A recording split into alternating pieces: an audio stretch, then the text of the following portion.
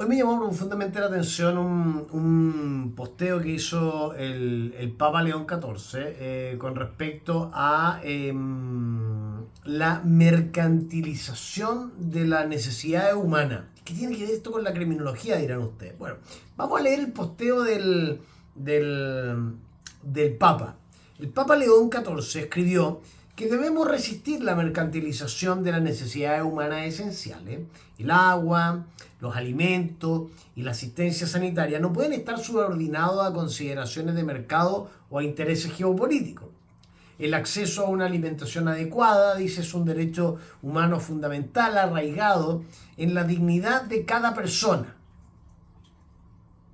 Ahí me detuve un rato pensando en todo el dinero que tiene la Iglesia Católica y en el pedido cara dura del Papa, pero después me fui, con todo el respeto que merece su santidad, como le nombran quienes creen que es el enviado de Dios, y luego me dediqué a leer la segunda parte que dice: responder a esta necesidad no solo sirve para aliviar el sufrimiento, sino también para afrontar las causas que subyacen a la inestabilidad geopolítica. De hecho, la seguridad alimentaria es un componente esencial de la seguridad global integral.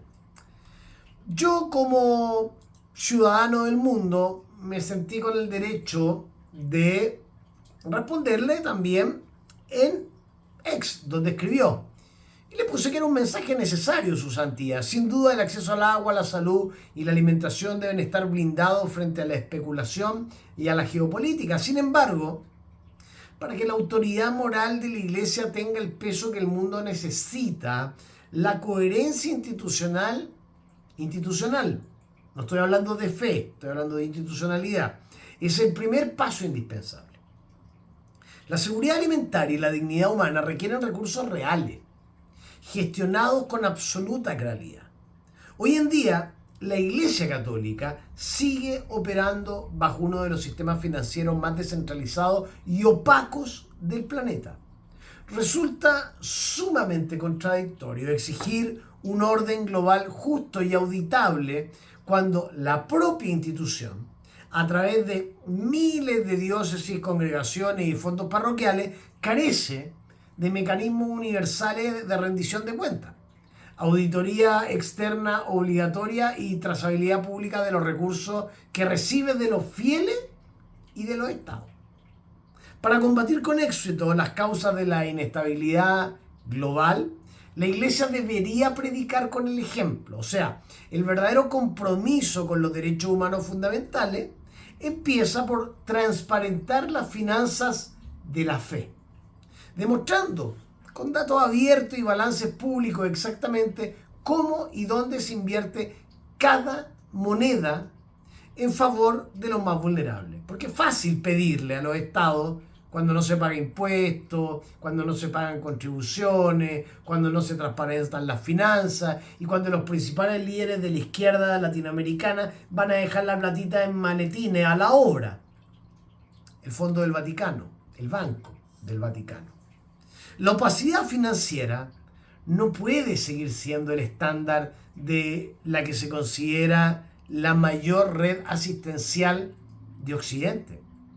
Ahora, hablemos de esto desde la criminología y desde la seguridad, no desde la creencia personal, ni desde la fe, que son dos cosas completamente distintas. Yo creo en Dios y creo en unos cuantos santos y a veces voy a la iglesia a rezar, pero también rezo en la calle o rezo en mi casa. No me declaro católico, pero sí creyente en Dios. Me imagino que van a salir comentarios que me van a decir que soy musulmán, judío, porque la gente pues es explosiva en estos temas y no es capaz de escuchar. Una cosa es la fe, creer en algo, y otra cosa son las finanzas, lo que se hace con la plata de la gente. Porque el negocio de la fe ha funcionado durante miles de años. El análisis de riesgo en materia de prevención de lavado de activos y financiamiento del terrorismo suele enfocarse en los sectores financieros tradicionales, o sea, primero los casinos. Si yo te dijera que los casinos Dreams que hay en Chile son los lugares más peligrosos para el terrorismo y el narcotráfico, el sector inmobiliario, donde hay mucho ladrillo, hay lavado, o los activos virtuales, los criptoactivos. Sin embargo, desde una perspectiva estrictamente criminológica y de inteligencia financiera, la estructura institucional de la Iglesia Católica presenta la mayor concentración de vulnerabilidades estructurales y regulatorias del mundo occidental al que pertenecemos todos nosotros.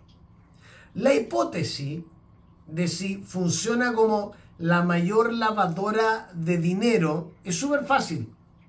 Anda a la iglesia a preguntarle al sacerdote de tu parroquia, de tu iglesia o de la catedral cuánta plata ha recibido desde el año 2015 a la fecha y en qué la ha gastado. O por último, en el último mes, pregúntale cuánta plata recibió en mayo y cuánta plata le gastó.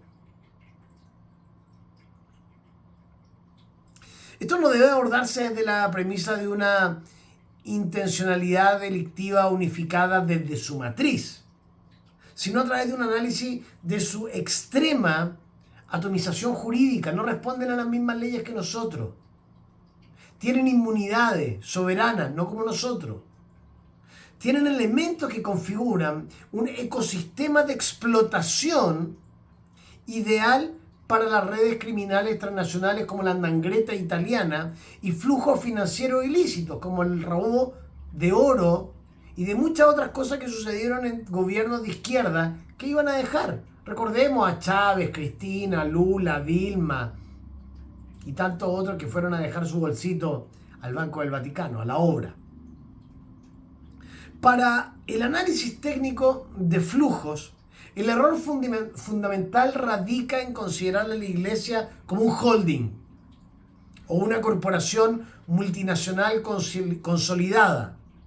Estructuralmente opera como un archipiélago, como el sur de Chile, un archipiélago institucional fragmentado en 3 niveles de personería jurídica y financiera totalmente autónoma. Es una pirámide perfecta. Si tú estás hasta este momento en Fontirrois Código Criminal y apareciste recién en el canal, déjame contarte que este es mi canal secundario. El primer canal, el canal principal que tiene ya casi 63.000 suscriptores, se llama Pablo Fontirrois. Este es mi canal más técnico. El mismo tema está un poco más suave en el canal de Pablo Fontirrois. Acá somos 739 suscriptores y me faltan 261 para llegar a los 1000, para poder tener miembros del canal, para poder monetizar y para que tú dejes un super thanks al final del video. Pero también es cierto que muchos de ustedes ven mi canal principal y también corroboran que estos videos sean o no qué tan profundo en la materia. Así que, por cierto, déjeme agradecerle a Jaime, que a través del Banco Falabella hizo un tremendo aporte voluntario, y también a René, Caro, María Angélica, Nagda, Aida, Manuel, José y Cristian, que realizaron unos tremendos aportes voluntarios en la cuenta Ruth, y a Bernardo, que ha hecho lo mismo a través de Global 66. Muchas gracias a las personas que desde acá vayan al link de Patreon y se hagan mecenas de este canal, mi canal secundario. Como te dije, hay una anomalía jurídica, hay una asimetría de control y descentralización coercitiva. Y estructuralmente esto opera como un archipiélago institucional fragmentado en 3 niveles de personería jurídica y financiera completamente autónomo uno de otro. Primero está el sujeto soberano, la Santa Sede, una entidad investida de personalidad jurídica internacional que administra el Instituto para las Obras de Religión, el IOR, el que ustedes conocen popularmente como el Banco del Vaticano, donde la gente va a dejar plata, especialmente los presidentes de izquierda del mundo. Y el APSA, estamos hablando de la administración del patrimonio de la sede apostólica. Su estatus de Estado soberano genera una barrera diplomática y jurisdiccional frente a las fiscalías ordinarias de cualquier tercer país que pretenda auditar los fondos de la Santa Sede. Luego está la autonomía diocesana, en segundo lugar, o sea, el derecho que nos rige a nosotros como ciudadanos frente al de ellos como sacerdotes o monjas. Es decir, ellos tienen una ley aparte, es el derecho canónico. Cada diócesis o arquidiócesis constituye una personería jurídica pública e independiente bajo el derecho canónico y sobre tratados internacionales que se firmaron hace cientos de años, que son los concordatos, que están por sobre las constituciones de cada uno de los países, e igual los países las firmaron. Ahora te preguntarás, ¿por qué? ¿Por qué los países firmaron concordatos con la Santa Sede y con las diócesis si sabían que no iban a poder fiscalizar a la iglesia en materia de lavado de activos? Bueno, respóndete tú la propia pregunta. La finanza de una diócesis no se consolidan en los balances de la Santa Sede. O sea que lo que se hace en una diócesis no se sabe técnicamente en el Vaticano. Las finanzas de una diócesis no se consolidan en los balances de la Santa Sede. Los obispos locales, por ejemplo, el obispo de Santiago, posee facultad de administración ordinaria y extraordinaria sin ninguna supervisión financiera directa ni vinculante de Roma. Pero tampoco lo puede supervisar el Estado chileno. Entonces, ¿qué se hace con esa plata? Y luego, en tercer lugar, están las órdenes y las congregaciones religiosas. Ahí tenemos entidades autónomas como los jesuitas, los salesianos, el Opus Dei, que se pueden prestar dinero entre sí, pero nadie controla cuánto, dónde, para qué y por qué. Que tienen patrimonios, que tienen fundaciones, que tienen estructuras de financiamiento paralela y de inversión paralela, pero que no están supervisadas bajo el derecho civil, sino que solamente bajo el derecho canónico. Entonces, no rinden cuenta a la diócesis, que está sobre ellos, al obispo, generando una completa dispersión de la traza financiera que imposibilita una auditoría global unificada. Es decir, para un criminólogo, auditar fondos ilegales dentro de la Iglesia Católica es sumamente difícil porque funcionan mejor que la triada china, funcionan mejor, y debo decirlo, que los organismos terroristas de Medio Oriente, y funcionan mucho mejor que los cárteles de droga. Desde los estándares de la Gafilat, bueno, la Gafilat es de América Latina, pero desde los estándares de la GAFI, el Grupo de Acción Financiera Internacional, la estructura eclesiástica califica de manera crítica en tipologías de riesgo. Primero, son la caja negra de las organizaciones sin fines de lucro. La GAFI señala en su recomendación 8 que las organizaciones sin fines de lucro de la Iglesia Católica en Occidente son particularmente vulnerables al abuso para el financiamiento del terrorismo y el lavado de dinero. En el caso católico, esta vulnerabilidad se multiplica debido al predominio del uso de efectivo, millones de microtransacciones globales, colecta, limonda, estipendio en la misa, ingresan al sistema financiero sin registro de debida diligencia del cliente ni verificación de origen de los fondos. Entonces tenemos una mezcla de fondo opaco y una mezcla de fondo lícito, porque la combinación en una misma cuenta bancaria de recursos de origen legítimo, la donación de los fieles, con inyecciones de capital de origen desconocido, dificulta la aplicación de herramientas de monitoreo transaccional automatizado, que son las banderas rojas, las red flags. A ver, dos ejemplos. Chile, Argentina. Primer ejemplo, Chile. Un grupo de delincuentes asalta un convento en el centro de Santiago a pasos de la primera comisaría de Carabineros hace un par de años atrás. Le roban a una monjita millones y millones de pesos. ¿Por qué? Porque esas monjitas se dedicaban a vender hostias. Y esos cientos de hostias que vendían a todas las iglesias de la zona oriente de Santiago, las vendían sin boleta y en efectivo. El reparto de esa hostia la hacían delivery. Y esos deliveries tenían el dato de la cantidad de dinero que cobraban las monjitas.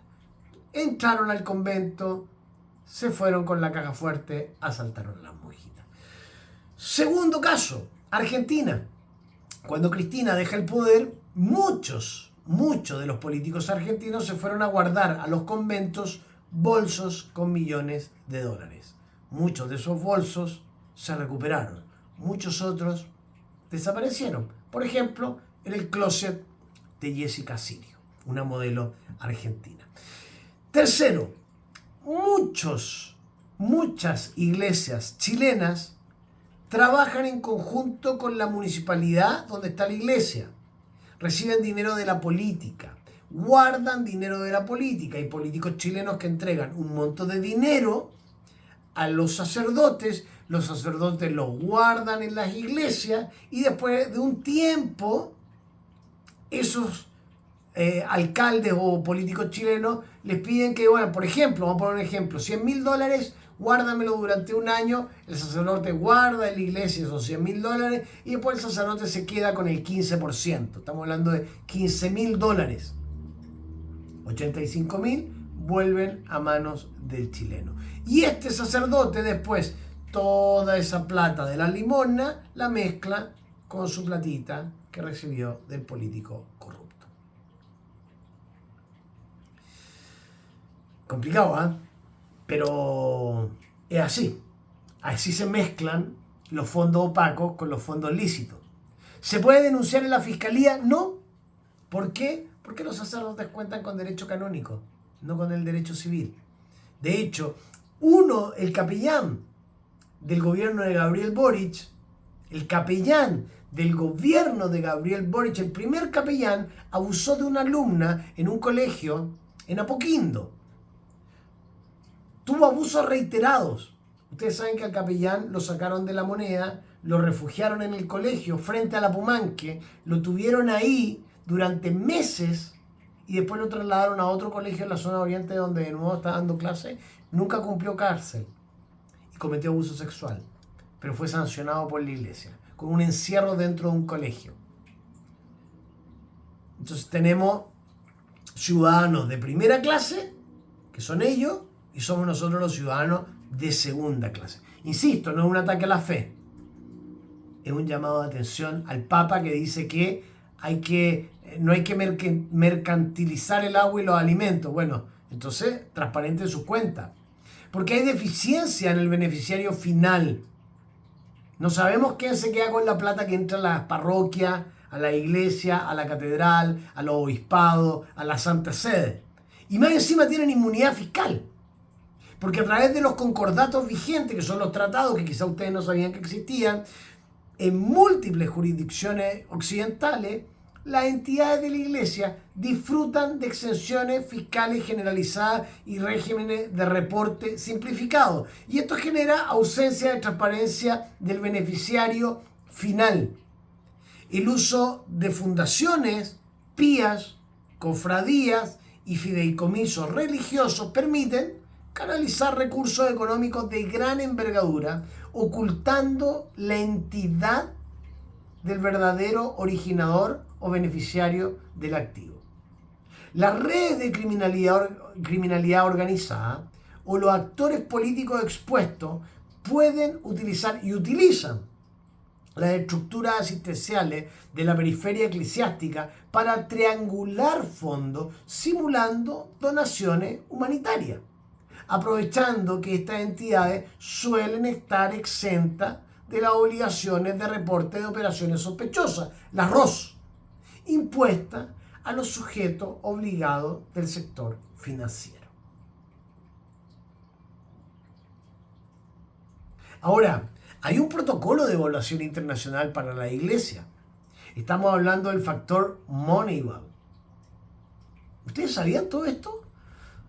¿No lo sabían? ¿Sabían que su iglesia es objeto siempre de investigación por parte de los criminólogos? Miren, antes de continuar con estos protocolos de observación y enseñárselos a usted, déjame hacer un paréntesis fundamental para el futuro de este canal, Fontirroy Código Criminal.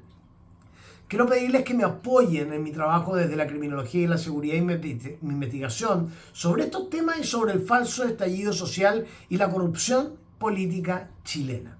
Desde el 1 al 8 de octubre inicio mi segundo viaje de pretesis. La segunda parte va a la macrozona sur, porque si en la primera fase rescaté documentación clave, en este viaje quiero conectar la academia con la realidad del territorio para desentrañar el financiamiento del falso estallido social. Y este viaje va a ser un motor para mi tesis porque me va a permitir primero validar en terreno las rutas y, por cierto, la logística financiera, además de cruzar los datos de inteligencia criminal con la seguridad actual de la zona y, por cierto, robustecer el rigor técnico transformando hipótesis en conclusiones sólidas y sin sesgos. Te invito a sumarte a esta misión. Para mantener mi autonomía y cubrir la logística entre Asunción, Santiago y la distribución que voy a hacer en la macrozona sur, activé la meta desde la primera semana de junio de 3.000 seguidores en todas mis redes sociales, que son aproximadamente 125.000, que estén comprometidos y que aporten solamente una luca, 1.000 pesos chilenos, $1. Investigar con rigor y sin filtro exige obviamente independencia absoluta. Yo no dependo de corporaciones privadas ni de partidos políticos, solo de ustedes que son mi comunidad. Los enlaces oficiales están abajo del video y en el comentario fijado. Quiero agradecerle mucho a quienes ya se pusieron en la camiseta. 42 personas que han aportado el 17,33% del objetivo de este viaje. Cierro el paréntesis y vuelvo a lo que me convoca. La evolución del riesgo financiero de la Iglesia ha estado marcada por las evaluaciones mutuas del Comité Moneyval, que es el Consejo de Europa sobre la Santa Sede. Les recuerdo que el Vaticano está dentro de Italia, país de la Comunidad Europea. El análisis de las tipologías históricas desde el colapso del Banco Ambrosiano hasta los escándalos recientes de la Secretaría de Estado, como la compra fraudulenta del edificio en Londres, demuestran que las reformas de bancarización y cumplimiento normativo implementada en Roma, como la creación de la CIF y la centralización de las cuentas de la obra, operan únicamente en la cúspide de la pirámide. ¿Saben quién descubrió esto? ¿Quién descubrió que la andangreta italiana y muchos presidentes del Foro de Sao Paulo estaban lavando dinero en el Banco del Vaticano, que es conocido nombremente, pero que es el IOR, la obra? Benedicto XVI. Ahora van entendiendo por qué sacaron a Benedicto XVI. Bueno, ¿y por qué pusieron al Papa Francisco? El verdadero agujero negro criminológico se despliega en los sistemas financieros de las bases, las diócesis y las misiones en regiones de alta incidencia criminal o baja institucionalidad. Imagínense cuáles son las ciudades más peligrosas de Chile. Imagínense quién controla esa plata. Imagínense la iglesia en las ciudades más peligrosas de Latinoamérica. ¿Quién controla esa plata? Imagínense la iglesia en las zonas más peligrosas de África. ¿Quién controla esa plata? Mientras el Vaticano Central endurece sus controles para cumplir con los estándares de la Unión Europea, las estructuras capilares locales alrededor del mundo carecen de oficiales de cumplimiento, matrices de riesgo automatizadas y auditoría externa independiente, permitiendo la infiltración local de economía ilícita bajo el manto de la beneficencia. Bajo un análisis estrictamente criminológico, afirmar de manera concluyente que la Iglesia Católica funciona institucionalmente como la mayor lavadora de dinero del mundo occidental requiere evidencia empírica de una centralización delictiva que por diseño, la iglesia no posee. O sea que es la estructura opaca de dinero mejor diseñada en Occidente, porque es imposible que el derecho civil de cualquier país del mundo pueda auditarla por los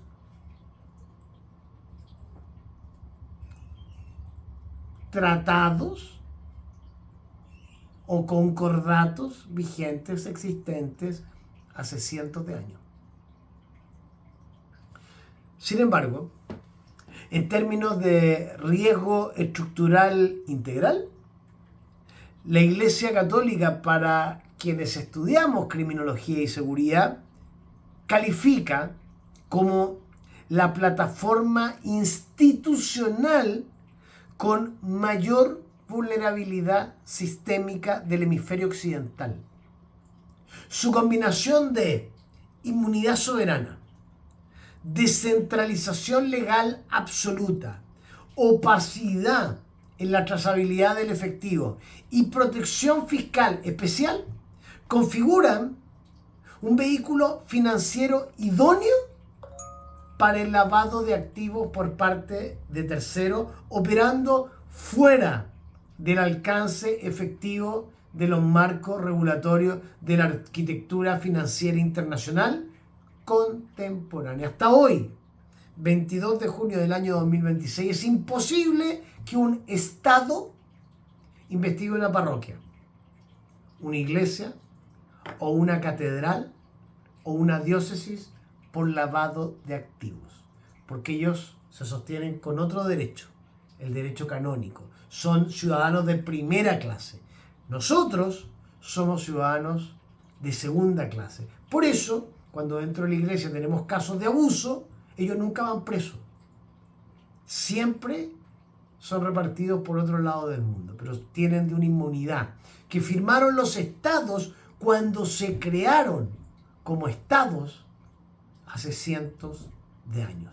Insisto, esto no es un ataque a la fe, es un ataque a la estructura financiera opaca de una institución de miles de años que fue diseñada desde el principio para evadir impuestos y para ser la lavadora de activos del mundo occidental.